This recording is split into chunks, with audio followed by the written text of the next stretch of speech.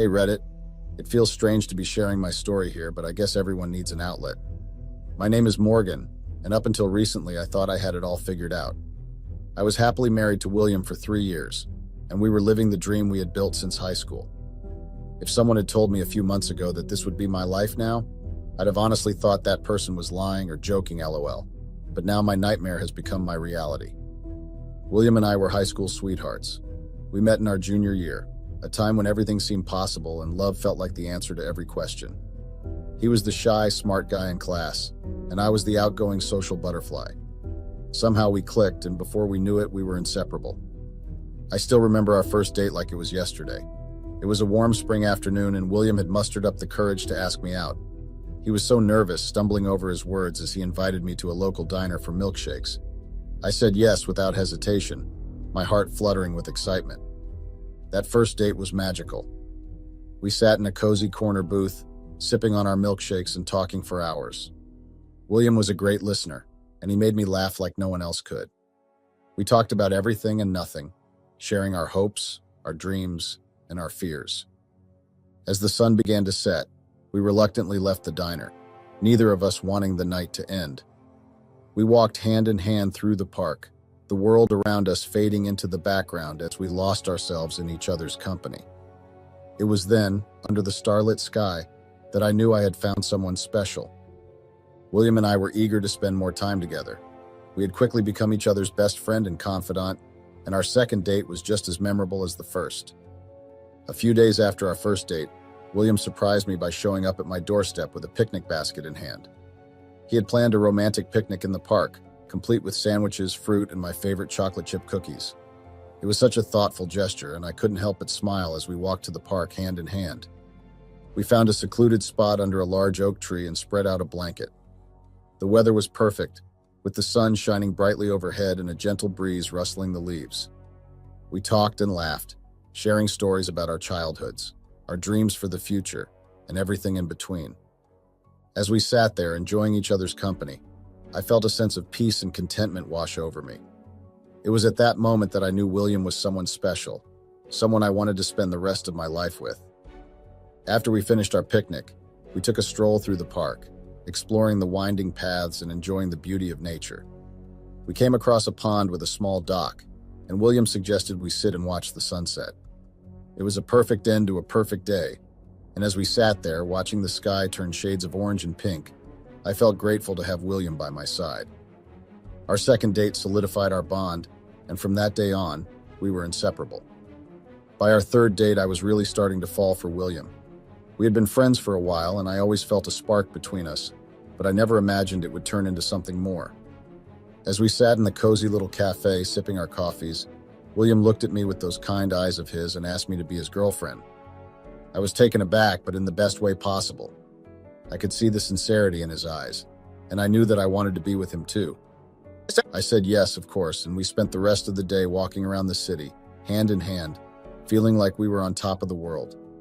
From that moment on, everything felt different. I felt different. It was like all the pieces of my life were finally falling into place.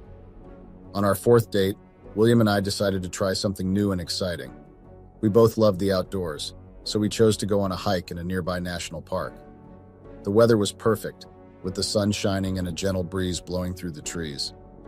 As we walked, we chatted about everything under the sun, from our favorite childhood memories to our hopes and dreams for the future. At one point, we stumbled upon a beautiful clearing with a stunning view of the valley below. We sat on a big rock, and William pulled out a simple picnic he had prepared. It was nothing fancy, just sandwiches, fruit, and a bottle of wine. We laughed and talked for hours, enjoying each other's company and the peacefulness of our surroundings. As the sun started to set, we reluctantly headed back to the car, feeling happy and content. It was a day I'll always remember, a day that made me realize how much I cared for William and how special our connection was. Being with William was so easy. He was caring, attentive, and always made me laugh. We shared so many interests and had the same values and goals in life. I felt like I could truly be myself around him, and he accepted me for who I was, flaws and all. As our relationship grew, so did my love for him. I never knew I could care for someone so deeply. Every moment with him was special, whether we were out on a fancy date or just cuddled up on the couch watching movies. He made me feel loved and cherished in a way I had never experienced before. When William proposed to me, I was over the moon. It was the happiest day of my life. I couldn't wait to spend forever with him, building a life and a family together. I knew that with him by my side, I could take on anything life threw at us. We continued to make memories together, exploring new places, trying new things, and falling more in love with each passing day. We supported each other through the ups and downs of high school, celebrating each other's successes and comforting each other in times of need. But as the saying goes, all good things must come to an end. Our story took a turn that neither of us could have predicted, and now I find myself here, reminiscing about the days when life was simpler and love was all we needed. Looking back, I can't help but smile at how far we've come. From that first date to now, our love has only grown stronger. William is my rock, my best friend, and my soulmate. I'm so grateful to have him in my life, and I can't wait to see what the future holds for us. Our love story continued through college. We both attended the same university, studying hard during the week and enjoying each other's company on the weekends. We had plans, big plans. We talked about our future, about getting married, about starting a family. It all seemed so perfect, so certain. After college, we both landed jobs in our respective fields. William found success as a programmer, his skills in high demand in the tech industry. I found a job at a local company, nothing glamorous, but it paid the bills. We moved into a cozy little apartment, filled it with our dreams and aspirations, and settled into our new life together. Life was good. We were happy, or so I thought. Looking back now, I realize that maybe I was too caught up in my own world to see the cracks forming in our relationship. We still went on date nights, still said I love you every day, but something had changed. Maybe it was the monotony of everyday life, the routine that had crept into our marriage. Maybe it was my own insecurities, my fear of missing out on something more exciting, more passionate. As the years passed, our lives settled into a comfortable routine. We both had demanding jobs, and most of our days were spent working hard and trying to make ends meet. Our evenings were spent together, watching TV or just talking about our day. While I loved William dearly, I couldn't shake the feeling that something was missing. I began to feel restless, craving excitement and adventure. Our life together had become predictable, and I longed for something more. I wanted to feel alive again, to experience the thrill of the unknown. I tried to shake off these feelings, telling myself that I was being selfish. After all, I had a loving husband, a stable job, and a comfortable life. But the longing persisted, growing stronger with each passing day. I started to withdraw from William, losing interest in our usual activities. I would often find myself lost in thought, daydreaming about a life less ordinary. I knew I had to do something to break free from the monotony, but I wasn't sure what. As the days passed, my thoughts became consumed with fantasies of what it would be like to cheat on William. I knew it was wrong, but the idea of something spontaneous and exciting was too tempting to resist. I even toyed with the idea of suggesting an open relationship, but deep down, I knew William would never agree to such a thing. I yearned for a taste of the forbidden, something to break up the monotony of our day-to-day life. The thought of being with someone else, even just for a moment, filled me with a sense of exhilaration I hadn't felt in years. I knew I was playing with fire, but I couldn't help myself. The thrill of the unknown called to me, whispering promises of excitement and passion. I tried to push these thoughts aside, to focus on my marriage and the life I had built with William. But the desire for something more lingered, growing stronger with each passing day. It was a challenging time in my marriage with William. There were moments when I felt tempted to cheat, moments of weakness where I sought validation or excitement outside of our relationship. I even went as far as installing a dating app and going on a few dates, but I never crossed the line into physical intimacy. Fear held me back, fear of getting caught, fear of hurting William, fear of losing everything we had built together. I remember the anxiety that consumed me, the constant worry that someone would recognize me, or that my actions would somehow find their way back to William. It was a dark period where I felt lost and unsure of myself. I sought solace in the anonymity of new clubs, where I could pretend to be single and flirt with strangers.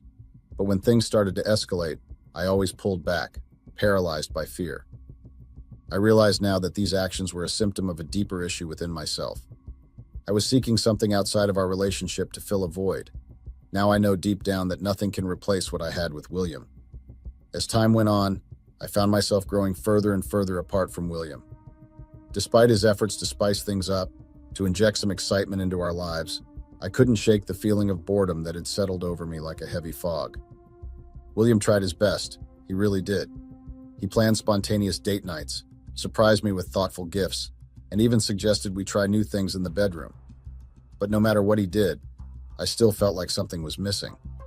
I knew he was trying to overcompensate, to make up for the fact that I was feeling restless and unsatisfied. But no matter how hard he tried, I couldn't shake the feeling that our life together had become dull and predictable.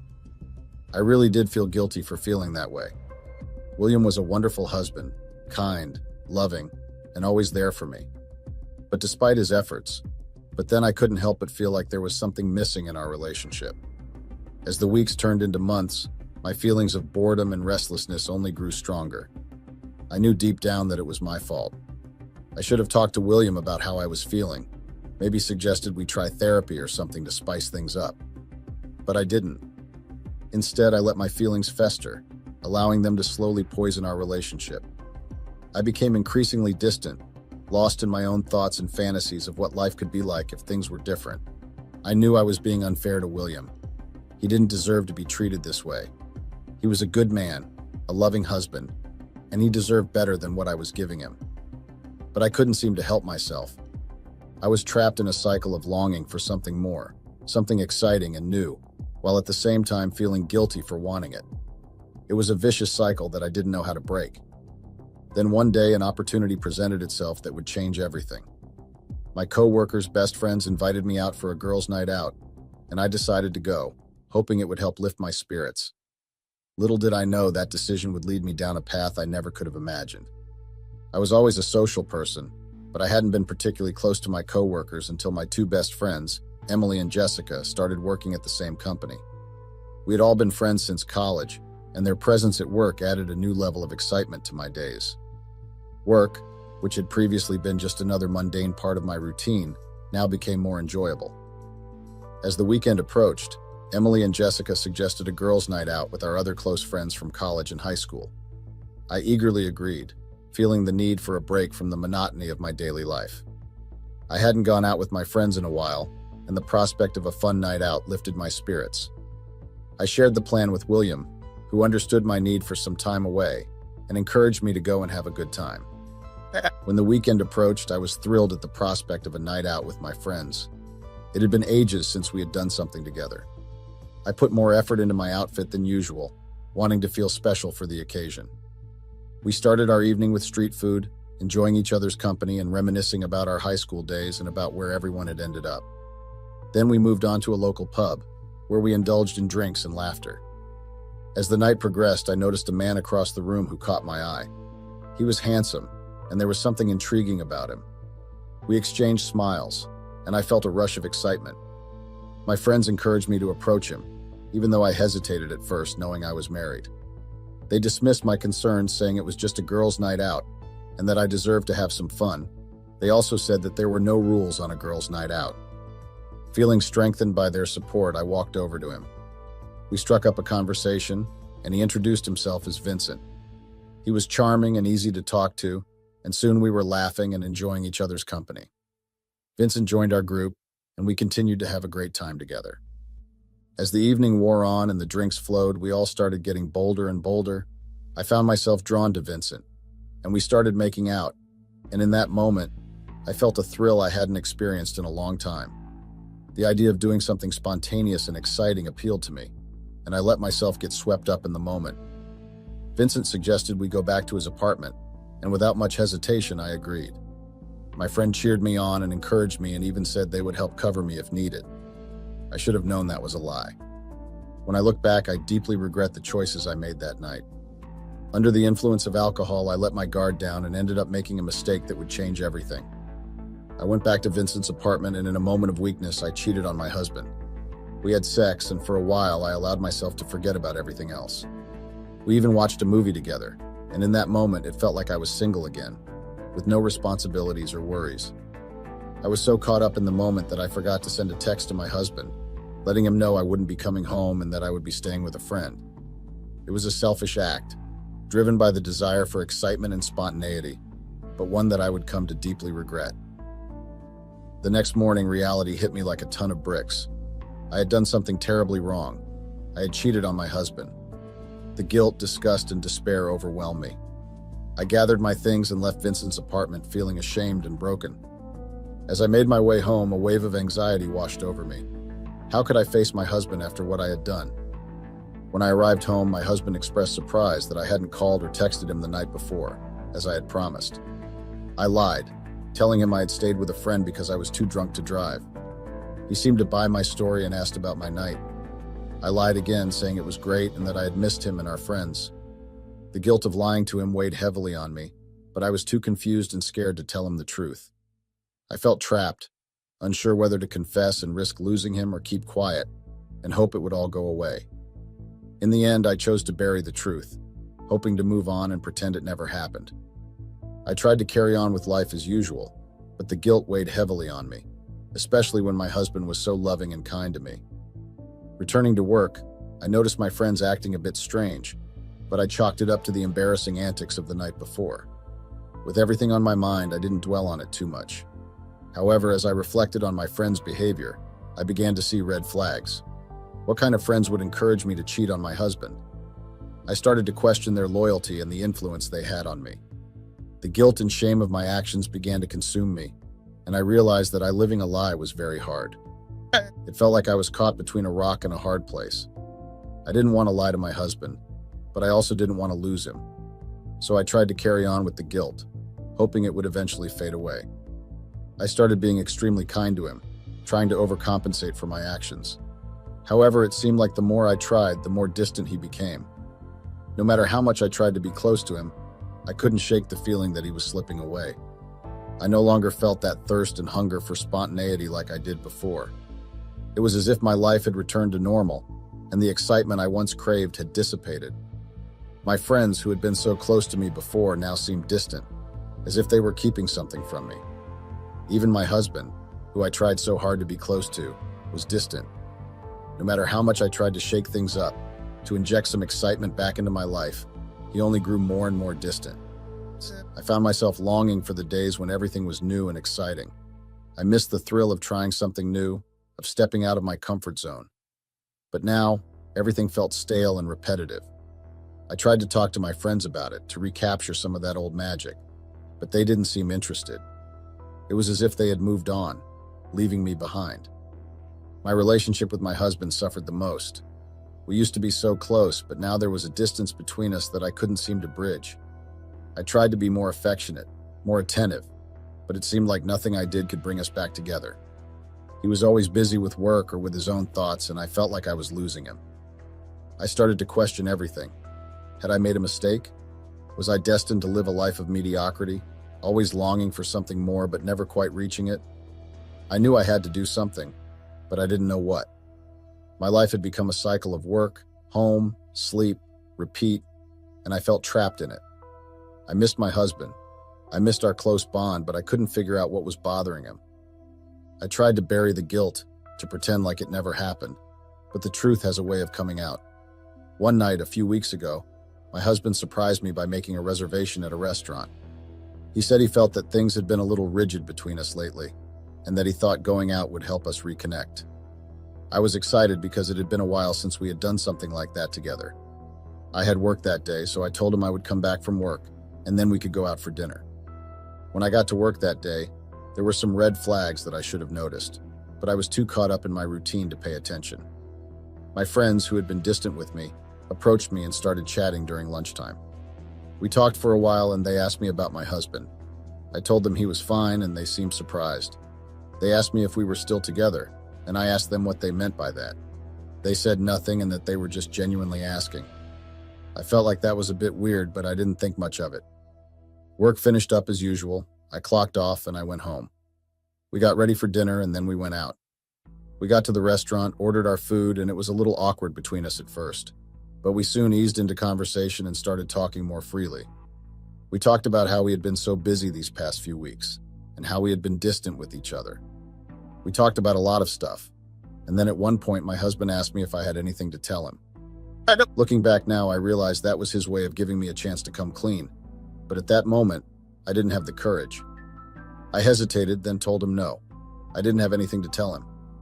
He seemed okay with that, a little surprised and hurt perhaps, but we continued on with our dinner. We paid the check, left a generous tip, and then started heading home. However, when we got into the car to drive back home, my husband reached into a compartment in the car and brought out some papers. He handed them to me, and when I looked at them, I realized they were divorce papers. My heart sank and I felt a wave of emotions wash over me. I was horrified and my hands started trembling as I stared at the divorce papers in disbelief. Why was this happening? The only explanation that came to mind was the fact that I cheated. But how had he found out? As I looked at my husband, his once cheerful expression was now replaced by a mix of hurt and betrayal. I knew he had discovered my secret. He had found out about my infidelity, and he was crushed. He said he couldn't understand how I could betray him like that, how I could throw away everything we had built together. He explained that he had a video, and my heart sank as he played it on his phone. There, clear as day, was footage of me kissing the stranger from the bar. The realization hit me like a ton of bricks. My friends had betrayed me. Those same friends who had seemed so supportive and curious about my night out had recorded my indiscretion and sent it to my husband. I then understood why they approached me during lunch. I couldn't comprehend their betrayal. Why would they do this to me? When had they even recorded me? I wasn't so drunk that night as to not be able to pay attention to my surroundings. So how had my friends been able to record me without me knowing? Had I been that distracted? No. My husband then, as I confirmed that they had sent it to him that very night, and he had been giving me a chance to confess. He said he waited and gave me time, but I just clamped up and never admitted it. He said he had decided to end our marriage. I felt numb, the weight of my actions crashing down on me. I had destroyed my marriage, hurt the person I loved most in the world, all for a fleeting moment of excitement. My husband said that he was angry, he was betrayed, but that one thing he was not was cruel. He told me that he would give me 10 minutes to get my things out of his house. He said that he had sent a message to my brother before we went out for dinner to come over and help me get my things, and that he had already sent over the video to my parents and siblings and explained everything. He said that my brother would most likely have already been waiting for us at the house, or would arrive in a matter of minutes by the time we would reach the house. It was as if it was all a joke. It was as if everything was just glossing over me. I didn't even know how to react. I cried and begged, but my husband wouldn't even bother listening to me. He just told me to be quiet and let him drive. When we got to the house, he told me that my 10 minutes started now. My brother hadn't arrived yet, so he said he would send a text to my brother to confirm where he was, and that in the meantime I could arrange my stuff and put them out on the porch. He was quite serious about this, and I knew there would be no talking to him now or trying to convince him to not kick me out. On checking my phone, I realized that my parents and even my siblings had all sent me messages ranging from "what the heck" to "I'm very disappointed in you." They were all horrified and disappointed. My parents told me to not even dare bug my husband and to just pack my stuff and come back to the house, that they would help me talk to my husband. That actually made me feel a little relieved. I packed and arranged my stuff on the porch, and in a matter of minutes, my brother was there. My husband didn't even bother coming out. He just shut the door in my face. I had to go back to my parents' house with my brother. Staying at my parents' house was challenging. They tried their best to be supportive, as did my siblings. Despite their anger at what I had done, they encouraged me to give my husband time to calm down, suggesting he might take me back since I had never cheated on him before. Commuting from my parents' house to work became my new routine because my husband hadn't allowed me to take the car when I left his house. He had bought the car, so I understood his decision. Additionally, he had cleared out our joint account, leaving me with practically nothing. While the money was his, this sudden lack of financial independence hit me hard, highlighting how much I depended on him.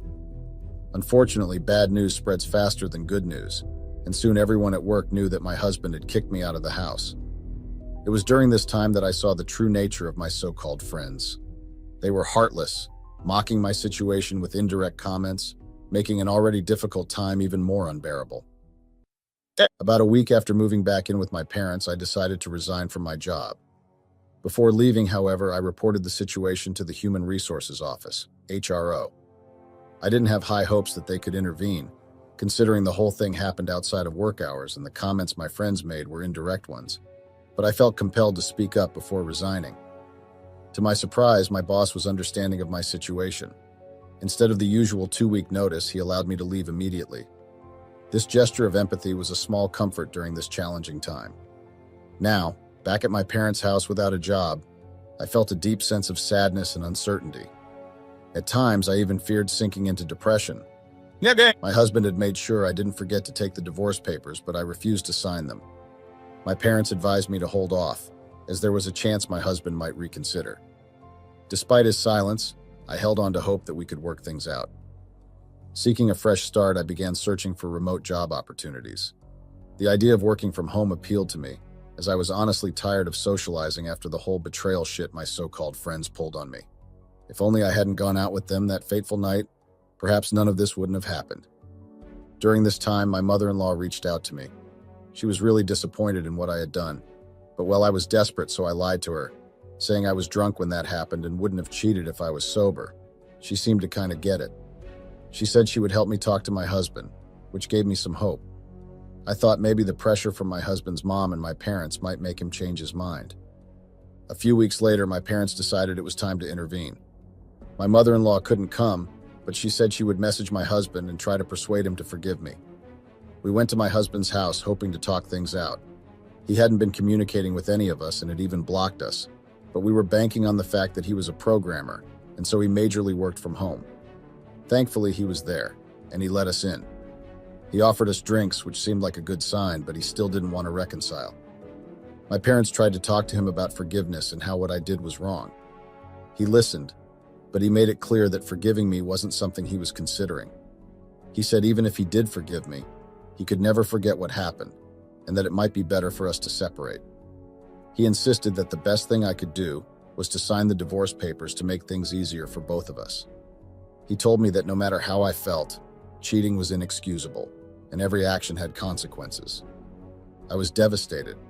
I started crying, hoping my tears would move him, but he seemed unmoved. He expressed disappointment that I had involved his mom, saying it made him question his relationship with her. He also pointed out that I wasn't so drunk that I didn't know what I was doing, and he thought it was foolish of me not to notice my friends recording the incident. Before we left, he reiterated that signing the divorce papers would be the best thing for both of us to move on.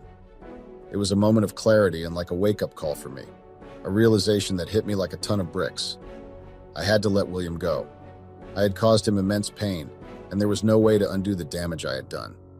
The only path forward was to sign those divorce papers and accept the consequences of my actions. As I was about to leave with my parents, I mustered up the courage to apologize to William. I promised him that I would sign the papers and send them over. His surprise at my sudden change in attitude was palpable, but there was also a sense of relief in his demeanor. He thanked me, and as I walked away, I felt a weight lift off my shoulders. Returning home, I knew I had to come to terms with the reality of the situation. William was not going to take me back, and clinging to false hope would only prolong our pain. I explained to my parents that it was time to let him go, that dragging out the process would only be a waste of everyone's time. William had always been a caring and loving partner, but he could also be incredibly stubborn, especially when it came to matters of principle. I knew that once he had made up his mind, there was no changing it. So I made the decision to sign the divorce papers and deliver them to him myself. Standing on his doorstep, I felt a mix of emotions: regret, sadness, but also a strange sense of acceptance. I handed him the papers, thanked him for everything, and reiterated my apologies. There were no tears, no pleading. I knew it was over and I had to accept it. Now, I wait for the court date, knowing that my chances of a favorable outcome are slim. The video evidence of my infidelity is damning, and my brother, who is a lawyer, has told me that my case is not strong. My brother cannot represent me because conflict of interest and, well, he doesn't really specialize in divorce. But even so, I am grateful that William's terms in the divorce papers are not too harsh. I will not be left with nothing. At this point, all I can do is accept the consequences of my actions and move forward. I have learned a hard lesson, one that will stay with me for the rest of my life. I can only hope that one day I will be able to forgive myself for the pain I have caused. And so here I am, pouring my heart out to strangers on the internet, hoping that maybe, just maybe, my story can serve as a cautionary tale. Don't take your loved ones for granted. Cherish every moment you have together because you never know when it might be taken away from you.